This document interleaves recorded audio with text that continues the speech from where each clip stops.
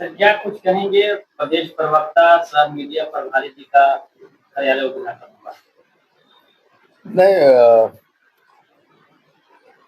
सुश्री खुशबू राय जी के आने से इंडियन इनकलाब पार्टी एक तेज तर्रार नौजवान फेस मिला, एक ऐसा फेस जो चमचमाती कैमरा को छोड़कर आई है। कभी उस साइड हुआ करती थी, अभी साइड हुई है। मुझे बहुत खुशी है कि आज खुशबू का एक अपना चैम्बर हुआ है और यहाँ से इंडियन इनकलाब पार्टी की देश दुनिया पे राजनीति पे खुशबू अपनी बात रखेगी, इंडियन इनकलाब पार्टी की आवाज को मजबूत करेगी। वो जी क्या कुछ कहेंगे, कैसा लग रहा है?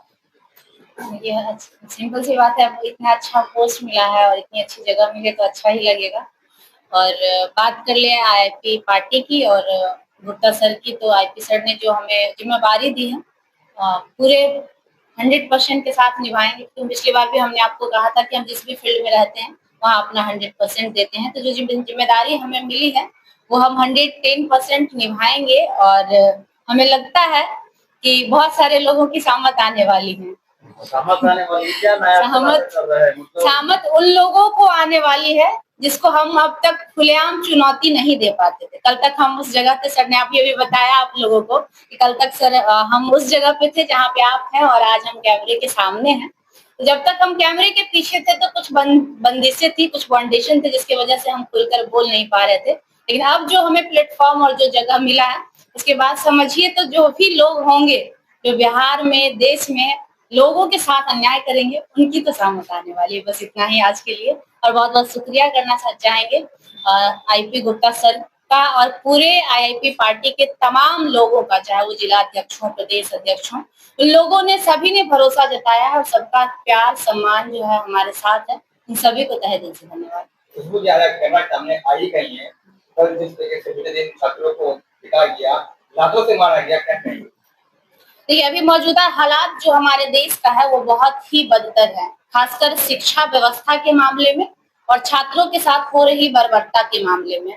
ये पहली बार नहीं हुआ है जब छात्रों पर लाठीचार्ज हुआ है। इससे पहले भी आपको याद होगा बीपीएससी का जब एग्जाम हुआ था, क्वेश्चन पेपर लीक हुए थे बीपीएससी एग्जाम पर, आरोप लगे थे, यहाँ तक कि री एग्जाम भी लिया गया था एक सेंटर का जो कि पटना का सबसे बड़ा सेंटर था। तो उस समय भी छात्रों की स्थिति कुछ ऐसी ही थी जब छात्र दोबारा से धरने पर बैठे थे और उन्होंने मतलब आंदोलन किया था। लेकिन लगातार 3 महीने आंदोलन करने के बाद भी उनकी बातें नहीं सुनी गई थी और सभी छात्रों का री एग्जाम नहीं हुआ था। उस वक्त भी गांधी मैदान में इसी प्रकार से छात्रों को पीटा गया था, पानी की बौछारें की गई थी, आंसू गैस छोड़े गए थे।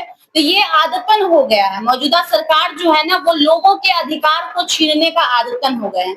हम जिस पार्टी से हैं, हमारी जो पार्टी आज आईआईपी पार्टी बनी है, उसके पीछे भी एक कारण है कि उनके भी कुछ छीने गए हैं। जैसा कि सर ने बताया भी होगा आप लोगों को पहले कि पान समाज, साथी सतमा समाज जो आज पूरे बिहार में तकरीबन 80 लाख से लेकर 1 करोड़ की आबादी में है, जिनको नीतीश कुमार जी ने खुद ही 2015 में आरक्षण दिया था, उनका आरक्षण 2024 में सुप्रीम कोर्ट के द्वारा कैसे छीना गया, जिसकी मांग को लेकर आज ये आईआईपी पार्टी स्थापित हुई है। तो हम सीधे तौर पर ये कह सकते हैं कि मौजूदा सरकार जो है वो छीनने का आदतन हो गया है। चाहे वो किसी समाज का आरक्षण हो, चाहे वो गरीब मजदूर का हक हो, चाहे वो छात्रों का अधिकार हो।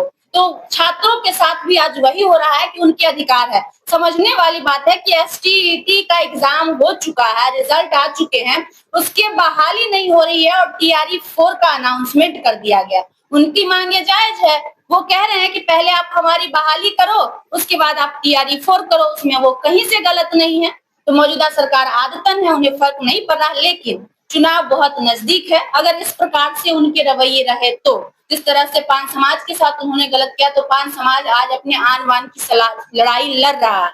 आईपी गुप्ता सर के नेतृत्व में आज एक पार्टी तक तैयार हो गया है। तो जिस तरह से वो लोग आज अपनी लड़ाई लड़ रहे हैं, कल को छात्र भी अपनी लड़ाई लड़ेगा और अगर उनके अधिकार के साथ हनन हुआ तो मौजूदा सरकार को आने वाले चुनाव में सभी लोग सबक सिखाएंगे।